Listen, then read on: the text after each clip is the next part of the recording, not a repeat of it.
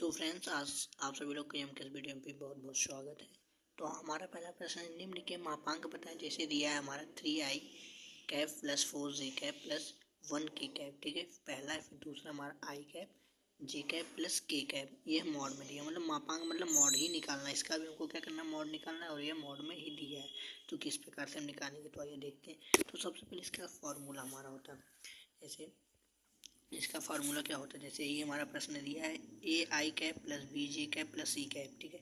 तो आई कैप का गुणांक, जे कैप का गुणांक और सी कैप का गुणांक अंडर रूट में करके स्क्वायर कर दीजिए, ठीक है। अंडर रूट में करके स्क्वायर कर देंगे, जो कि इस प्रकार से देखिए यहाँ पे अंडर रूट में करके ए स्क्वायर बी स्क्वायर प्लस सी स्क्वायर। ये हमारा फार्मूला होता है, क्या होता है, मापांक निकालने का, ठीक है, मापांक निकालने का। तो इसी प्रकार से हम सॉल्व करेंगे, ठीक है। तो इसका मापांक जब हम करेंगे तो इसका मापांक मतलब ए का स्क्वायर मतलब 3 का स्क्वायर 9 हो जाएगा, 4 का स्क्वायर 16 हो जाएगा, प्लस 1 का स्क्वायर 1 होगा, ठीक है। तो क्या हो जाएगा, टोटल हमारा अंडर रूट 26 हो जाएगा, मतलब 26 हो जाएगा, ठीक है। फिर इसका जब हम मापांक निकालेंगे तो इसका क्या हो जाएगा, आई कैप का गुणांक मतलब 1, जे कैप का गुणांक 1 और के कैप का गुणांक 1, ठीक है। तो सभी का 1 का स्क्वायर करने के क्या हो जाएगा, अंडर रूट 3 हो जाएगा, ठीक है। तो फाइनली हमारा अंडर रूट 3 इसका मापांक हो जाएगा और अंडर रूट 26 इसका मापांक हो जाएगा, ठीक है। अब हमारा देखिए दूसरा नंबर प्रश्न है, यदि vector R one is equal to 2i cap 4j cap minus 5k cap है, ठीक है, तथा vector R two is equal to क्या है, I cap plus 2j cap plus 3k cap. तो R2 प्लस आर वन मतलब R2 का मान हमको फाइंड करना। तो सबसे पहले देख लीजिए, हम आई कैप से आई कैप को जोड़ते हैं, के कैप से के कैप को, और जे कैप से जे कैप को जोड़ेंगे, ठीक है। तो आई कैप 2i कैप और 1 आई कैप कितना हो गया 3i कैप, ठीक है।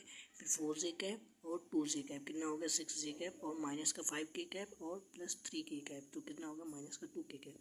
तो फाइनली हमारा क्या हो जाएगा, आंसर हो जाएगा। यदि इसी का मॉड बोल दे तो मॉड कैसे निकालेंगे, तो इसका जब मॉड अगर बोल दे तो मॉड निकालने का हमने फार्मूला ऊपर बताया था, ठीक है। आई कैप के गुणांक का स्क्वायर, जे कैप के गुणांक का स्क्वायर और के कैप के गुणांक के स्क्वायर करके अंडर रूट लगा दीजिए, ठीक है। तो 9 का मतलब 3 का स्क्वायर 9 हो जाएगा, 6 का स्क्वायर 36 हो जाएगा और 2 का स्क्वायर 4 हो जाएगा, ठीक है।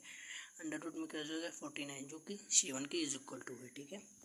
अब इसी में दे दिया इनका मतलब माइनस कर दीजिए, तो 2i कैप 1 मतलब 1i कैप माइनस कर देंगे, क्या हो जाएगा 1i कैप, फिर 4j कैप और 2j कैप। जब माइनस करेंगे तो 2j कैप हो जाएगा, फिर minus 5k cap plus 3k cap.